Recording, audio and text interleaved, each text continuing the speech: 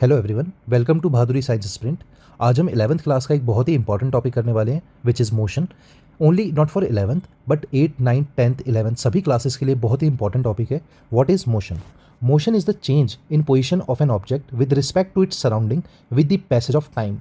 मतलब कि मोशन एक ऐसा चेंज है पोजीशन का किसी भी ऑब्जेक्ट की जो उसकी सराउंडिंग्स के वजह से भी होता है और कई बार इंटरवल ऑफ टाइम पे भी होता है। मतलब कि जैसे ये एक यहाँ पे एग्जांपल है, initial position to final position इन्होंने मूव किया।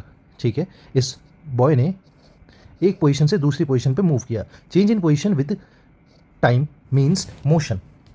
It is a relative concept. ये एक रिलेटिव कॉन्सेप्ट है, मतलब कि इसमें कुछ टाइम भी हुआ होगा initial position to final position जाने में। इन्होंने कुछ डिस्टेंस भी कवर करा होगा।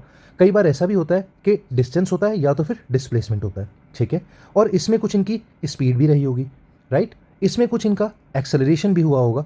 एक्सेलरेशन मतलब change of speed on every interval of time. ठीक है, ऐसा unit of motion is meter per second. ठीक है, to describe motion we need to know the position of the object at different interval of time. मतलब हमें motion को describe करने के लिए इंटरवल ऑफ टाइम पे क्या क्या पोजीशन में चेंज हुआ है किसी भी एक ऑब्जेक्ट की, वो हमको ज़रूर ऑब्जर्व करना होता है। ठीक है, की पॉइंट्स क्या है मोशन के? Motion is a relative, right.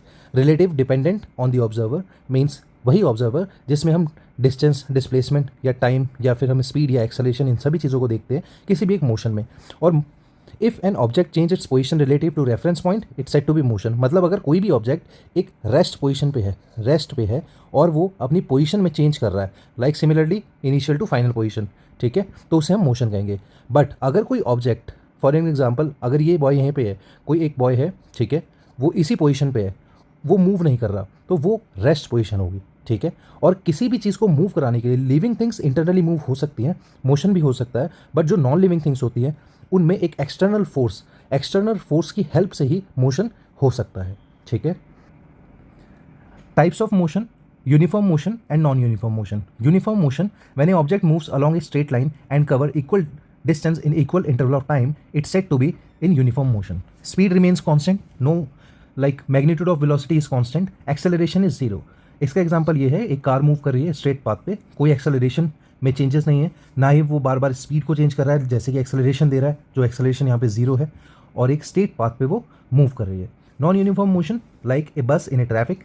जब ट्रैफिक होता है तो स्पीड स्लो होती है, जब ट्रैफिक नहीं होता तो स्पीड अप होती है। When an object cover unequal distance in equal interval of time it is said to be non uniform motion. जैसे कि यहाँ पे अगर कोई ऑब्जेक्ट मूव कर रहा है, यहाँ पे उनका जो स्पीड रही वो कुछ और रही, यहाँ पे मान लो 5 की स्पीड रही, यहाँ पे 10 की स्पीड रही, यहाँ पे 15 की रही, यहाँ पे 20 की रही, तो ये है हमारा एक नॉन यूनिफॉर्म मोशन। स्पीड और direction of both change with time, time के साथ चेंज हो सकता है। एक्सेलरेशन जो है नॉट इक्वल टू जीरो होता है, एक्सेलरेशन यहाँ पे अप एंड डाउन हो सकता है। इसके बाद हम टाइप ऑफ मोशन को थोड़ा ब्रॉड वे में समझेंगे। ठीक है, सबसे फर्स्ट होता है हमारा translatory motion. When all points of a body move through the same displacement in A same direction, it means जैसे कि एक ट्रेन मूव करी है बिल्कुल स्ट्रेट पाथ पे, उसके सारे बॉक्सेस, जितने भी रेल के जितने भी डब्बे हैं, वो सभी एक ही डायरेक्शन में मूव कर रहे हैं और सिमिलरली कांस्टेंट स्पीड पे चल रहे हैं, उसको कहते हैं हम translatory motion. Example, motion of A train on a straight track. ठीक है, इसका एग्जांपल हम कह सकते हैं रेक्टिलिनियर मोशन भी है। रेक्टिलिनियर मोशन जो होता है हमारा यहाँ पे, वो सिमिलरली यूनिफॉर्म मोशन जैसा ही होता है, motion along a straight line. Example, car moving on a straight road. Similarly ये आपका एग्जांपल है। बी हमारा है रोटेटरी मोशन। रोटेटरी मोशन जो हमारा एक ऐसा मोशन होता है when a body rotates about a fix axis, जो एक फिक्स एक्सिस पे है, मतलब कि जैसे आपके घर में फैन चलता है, ठीक है, सिमिलरली एक फिक्स एक्सिस पे है, ठीक है, फिक्स एक्सिस पे आपके घर में फैन घूमता है, उसका एक्सिस फिक्स है बट वो रोटेट कर रहा है, वहीं पे उसी पॉइंट पे वो रोटेट कर रहा है। All points of the body moves in A concentric circles about the axis. Example, motion of hand of a clock, जैसे कि यहाँ पे ये क्लॉक के हैंड्स कर रहे हैं। कर्वलिनियर मोशन हमारा है मोशन अलॉन्ग ए कर्व्ड पाथ। एग्जांपल है बॉल थ्रोन ए ऑब्लिक्यूली, राइट। कर्वलिनियर मोशन जो है इसको हम पैराबोलिक मोशन भी कह सकते हैं, ठीक है, जिसको हम पैराबोलिक मोशन कहते हैं। पैराबोलिक जो जैवलिन थ्रो में यूज़ होता है, इसको पैराबोलिक मोशन भी कहते हैं, और इसको प्रोजेक्टाइल मोशन भी कह सकते हैं। जो हमारा प्रोजेक्टाइल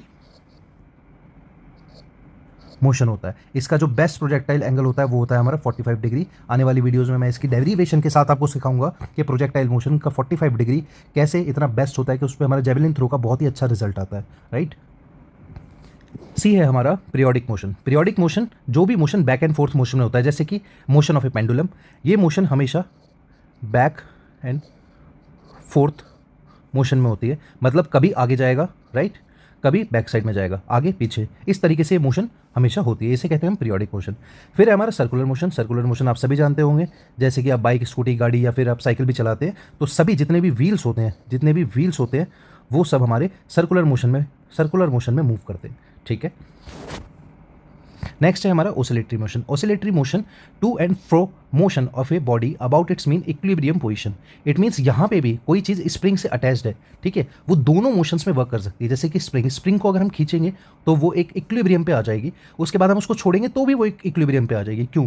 जब भी कोई स्प्रिंग हमारी, अगर मान लो जैसे कि ये स्प्रिंग से कनेक्टेड है और यहाँ पे हमने वेट लगाया हुआ है, ठीक है, तो ये टू एंड फ्रो मोशन होता है। अगर आप इसको वेट को छोड़ दोगे तो वापस ये यहाँ पे, जब भी आप इसको यहाँ से इधर की साइड से फोर्स यहाँ पे अप्लाई करोगे, ठीक है, और तो एक यहाँ पे बैक फोर्स लगेगी जो इसको हमेशा इधर की साइड पे अट्रैक्ट करने की कोशिश करेगी। मतलब आप इस स्प्रिंग को जब आगे की तरफ फोर्स लगा के, अगर आपको यहाँ पे बहुत ही हैवी फोर्स लगानी पड़ेगी कि आप इस स्प्रिंग को मूव कर पाओ इस डायरेक्शन में, ठीक है। नेक्स्ट है random motion. Random motion irregular motion होता है in which direction and speed change randomly, ठीक है। जैसे कि कोई भी रैंडम मोशन, अगर आप फॉर एन एग्जांपल देखते हैं कि कहीं पे कोई वाटर पार्क होता है, उसमें लोग रैंडमली मोशन कर रहे होते हैं, आप उस एग्जांपल से समझ सकते हैं, ठीक है। Motion of pollen grain in water, ठीक है। तो ये आज का हमारा टॉपिक था मोशन के लिए। आप इसको नोट भी कर सकते हैं, आप ही के लिए बहुत इंपॉर्टेंट होंगे ये नोट्स, ठीक है। साथ में आने वाली वीडियोज़ में हम और टॉपिक्स को कवर करेंगे, फिजिक्स की डेरिवेशंस और न्यूमेरिकल्स भी देखेंगे, ठीक है। आज की वीडियो में इतना ही। Thank you for watching. Please subscribe and share and like. Thank you for watching.